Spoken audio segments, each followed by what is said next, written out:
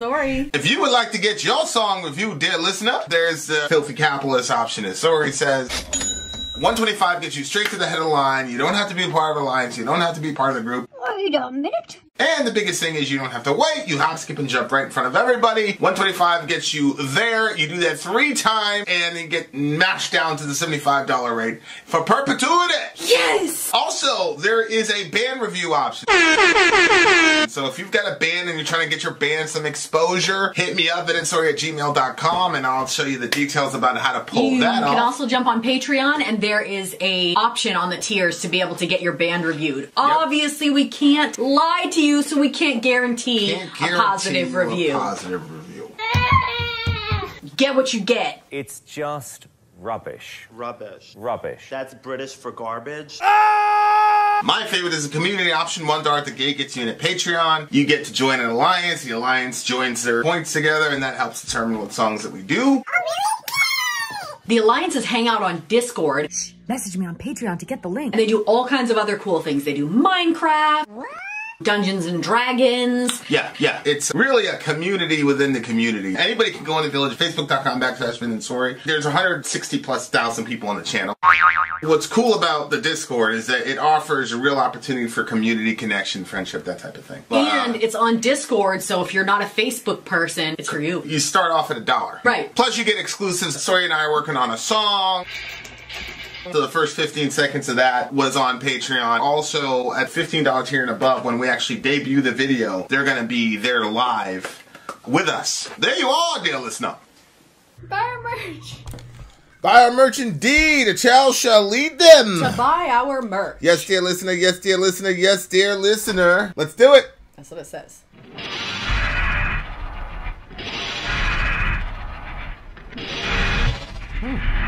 It's interesting.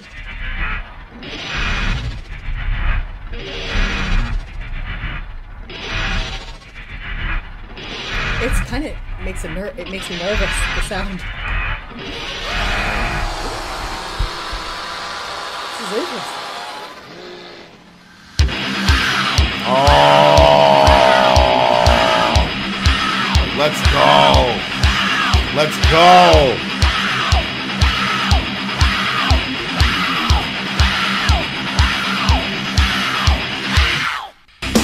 Woo!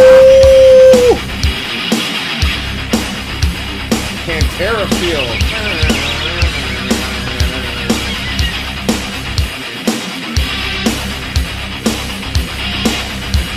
This grave of life I give to you. Ignore what was, you know it's true. Realms of fear, they speak the truth. What has passed, I give to you.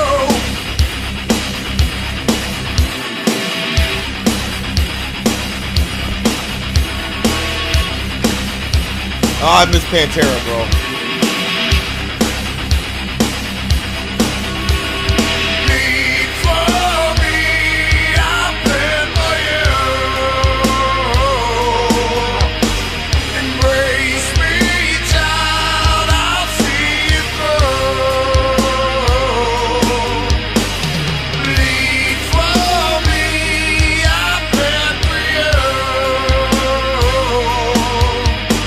Embrace me,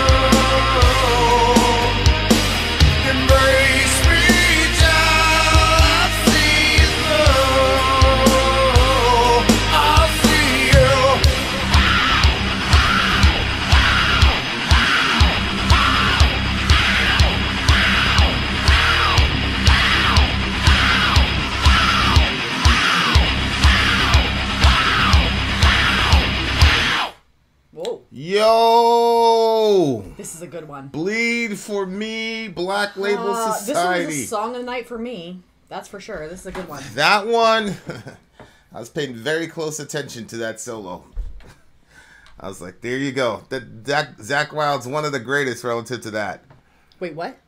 What'd you say? Huh? What'd you say? What? I was paying attention to the solo. Because that dude from Black Label Society is like one of the best guitarists. Oh. I think it's Zach Wilde is his name. He's like one of the best. I was like listening very closely at that point. Well, I think the guitar work was very good to listen to. I also thought that the chorus was really good. Let me look at verse 1 because I don't know if that changed. No, it probably isn't going to change what I think the chorus means. This grave of life I give to you. Ignore what was, you know it's true. Realms of fear, they speak the truth. What has passed, I hand to you. What do you think that means? Because I mean, like, I have some guesses or some assumptions, but this grave of life I give to you, like, I'm taking that as like, you're not like a perfect person, like a grave of a life. Well, what do you think he means? It may be that, you know, a grave is where you put a dead body. So if you wanted to be really nihilistic, you could say this entire life, our entire existence really is in a grave. Because, you know, you're essentially in the box already. It's just a matter of time. See what I'm saying? So the grave of life. Yeah. And you could look at that as a nihilistic way of looking at things if you believe that death is like the end. Right? But if you were to say... That's interesting. If you were to say... It's like I always say, if there was a city of people in a woman's womb, you know, and let's say they were talking and shit. Excuse me, I have a comment to post. When a birth happens, if those people that were in that city in the womb, they'd feel bad for that person because they'd say, well, he was here, then he went out and he never came back. So... And those people inside the womb would have no evidence that there's life outside of the womb. So if you look at the grave as just another womb, or you look at this world as like passing from one womb to another womb to where you're going to actually get out into the actual real world when you transition from this womb to the real outside world. Like if you think to yourself that when I was born, I was not born into the world. I was just born into a bigger womb. If you have that mentality, then death then becomes an ultimate birth. You'd say that birth would be a 2 or 3 stage process in that, from that mindset. So this grave of life I give to you is him like saying, especially like if you're deployed or something like that, you're always clear about your own mortality. Like you know that. Not even that you're going to die necessarily on that deployment, but you see death so much that you go, okay, this going to be me one day. I wonder. Yeah, wow. Okay. So even, you know, because death has a perfect record except one. One time. You'll never get that one. Other than that, death has a perfect record. So this grave of life I give to you, like whatever is left of my life, like I'll give to you. Ignore what was, you know it's true, which again, if you want to have like a long-term relationship, that line has got to be like the theme of your marriage. Ignore what was, you know it's true. Like you have to. I know, he's poking the bear. So life is a womb-bearing person. Yes. We're not going to say Mother Earth. We're going to say menstruating person Earth or whatever. Yeah, when is she gonna get demoted? Oh my god. But ignore what was, you know it's true. Like that line right there, that's a big principle for me, relationship wise. Because there are certain actions that you commit in a relationship. I'm doing this. That take it in isolation is like, oh, this person doesn't love this person because this event happened. So ignore what was. Ignore the situation that happened. You know it's true. Now that could go bad, right? That could be on the mouth of an abuser. Like, hey, forget about that. You know, I love you. But I think in all healthy relationships, there has got to be a lot of writing off of the past. Otherwise, you're not going to go anywhere. So I like that line, ignore what was, you know it's true. Because it's not denying that bad things happen, but I love, you know, when I say, like, is this person's normal pattern of behavior? And if it's not their normal pattern of behavior, then that action itself does not invalidate all the truth I know about that person. You know what I'm saying? So, but what happens in relationships where is something bad happened, you know, for example, Jay-Z cheated on Beyonce or whatever. She went out and make the Lemonade record. Everybody was telling Beyonce, leave him, you're Beyonce, blah, blah, blah, blah, blah.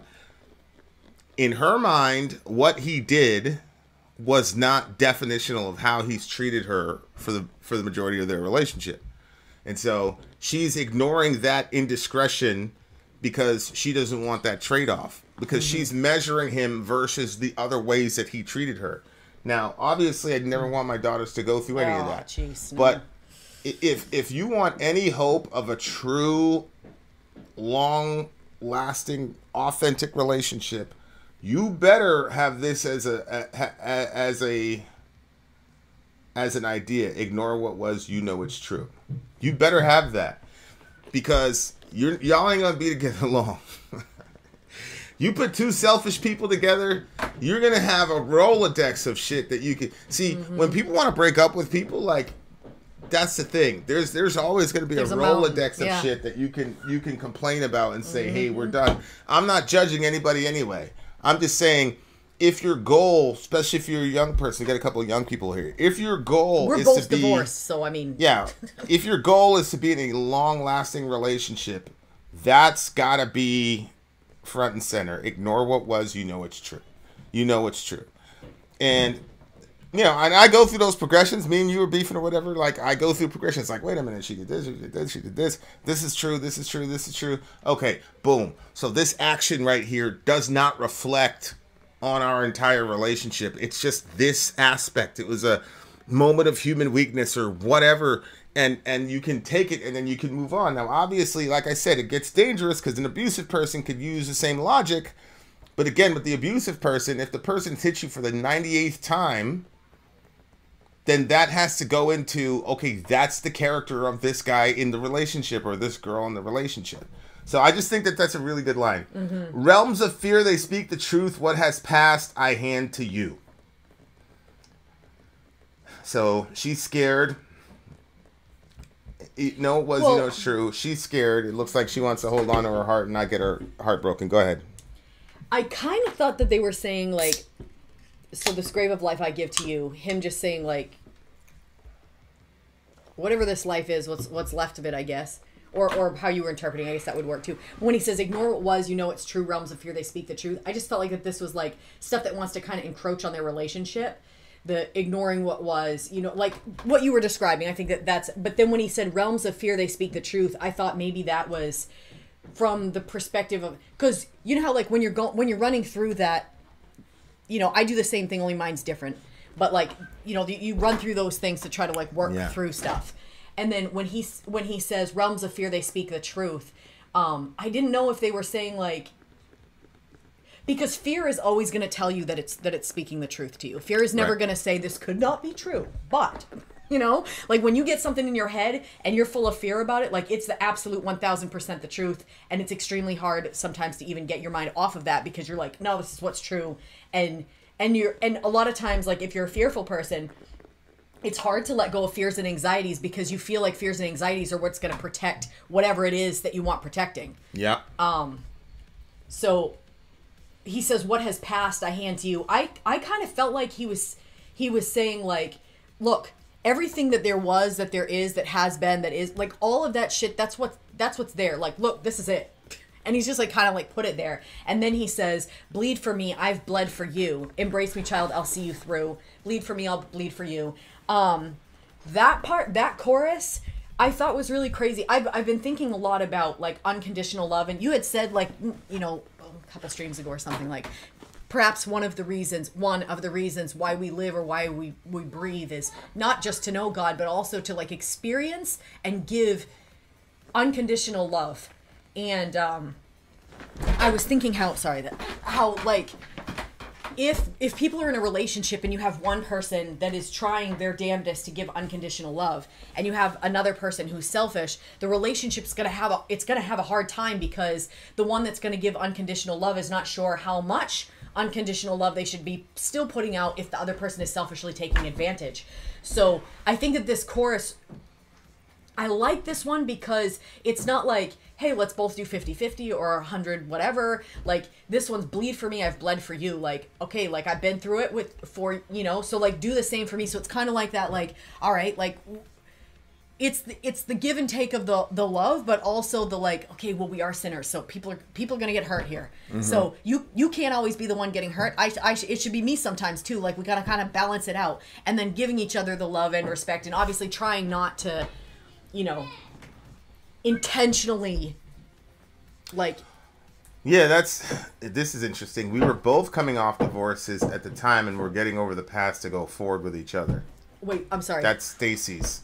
Stacy said comment. What? We were both coming. They off were divorce. both coming off divorces at the time. We're trying to get over the past. So. Oh, you guys, or this song? What's he said? The writer. They said we. Oh, we. Okay. So that's her. Yeah. And that makes it even more difficult, because when you got divorced, some catastrophic thing happened in the relationship, obviously, for it to be over.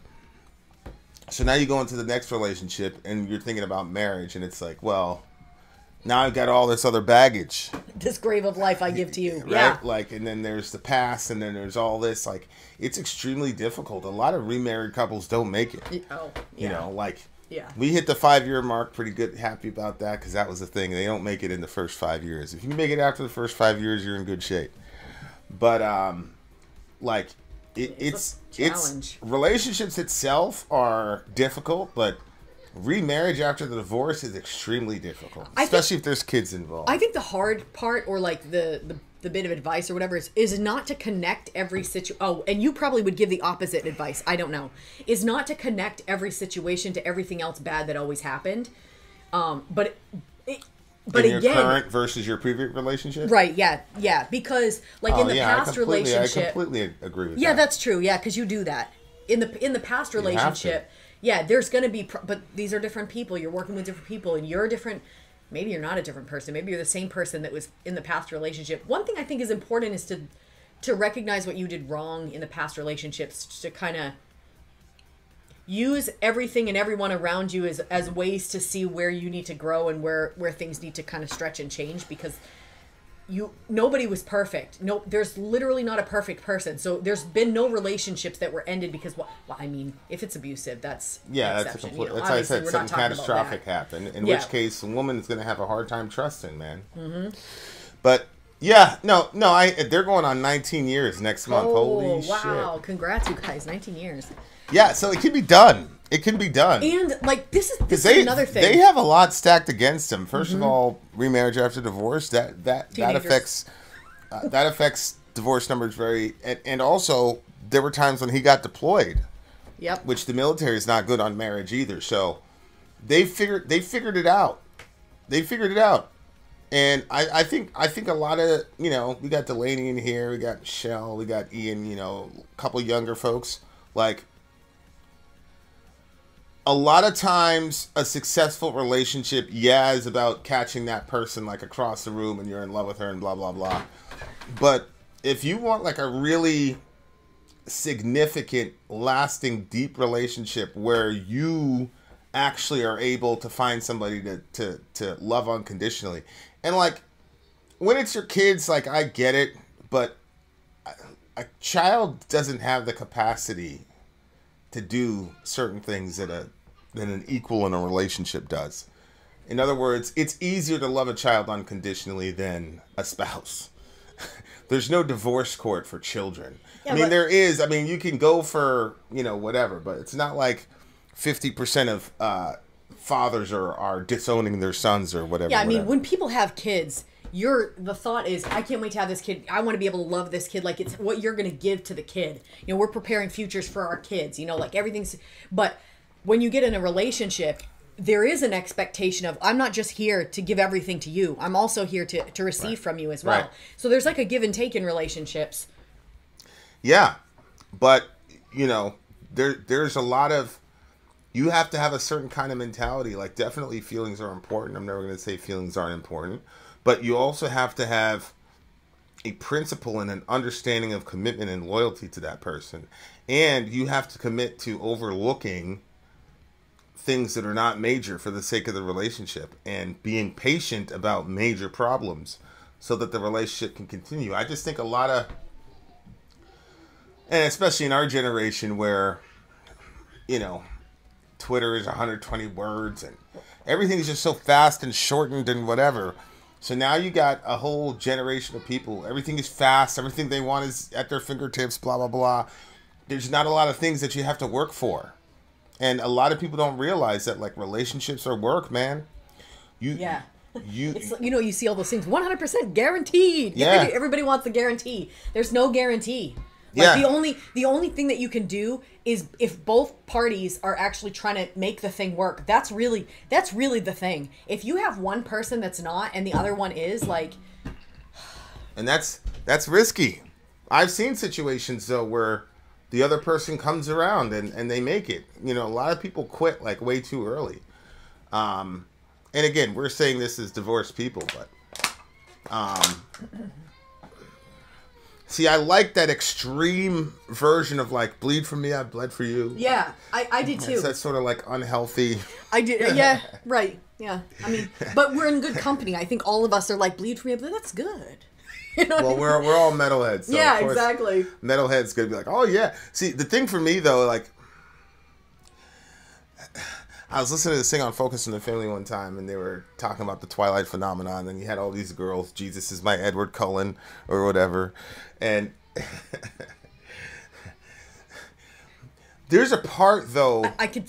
There's two sides to that. There is a part could though throw in with it. where if you look at how Jesus deals with people, especially if you said, okay, this guy's not God, okay, he's just a regular dude, like, he was an extreme, like, deny yourself, take up your cross and follow me, which is him saying bleed for me because I bled for you. I thought the same thing when I Right? heard. Yeah. So it's like, dude, you're making some demands. Take up your cross. That are, you're not a very balanced, like, lover. Like, that's one of the big things where, like, in my relationship with God, that I almost never talk about. Like, when you experience, like, the intensity of the obsessive intensity of Jesus for his folks, like, I've said a couple, like, if it wasn't you, man, like, that'd be really unhealthy.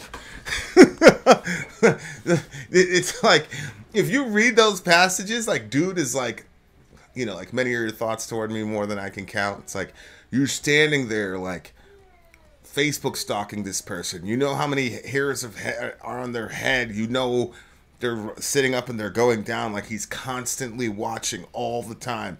But it's not like a curious watching. It's like an obsession type thing.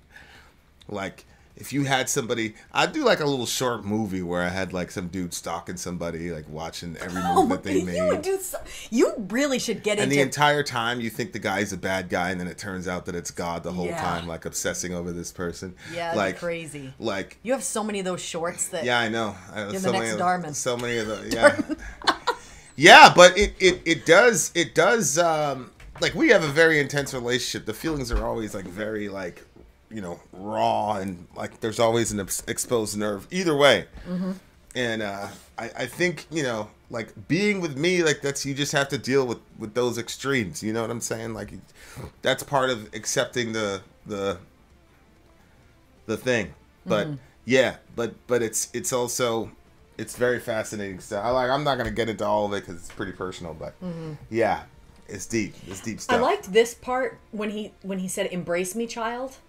I'll see you through," because it was like, okay, so we're talking about a relationship song, then all of a sudden he's saying, "Embrace me, child." I thought that seemed initially a little, it kind of threw me off. It was a little odd to me, but then I was like, actually, there's times where, like, so if Johan is upset about something, like, he just will just start melting down. Like, it all seems kind of sudden, you know what I mean? Mm-hmm. And so something's like really bothering him, and he hasn't realized that there's something bothering him and he should talk about it. Well, there was something going on between us, and I didn't realize what I was doing, how it was affecting you. And you were acting, and to me it was like, that's not like Johan.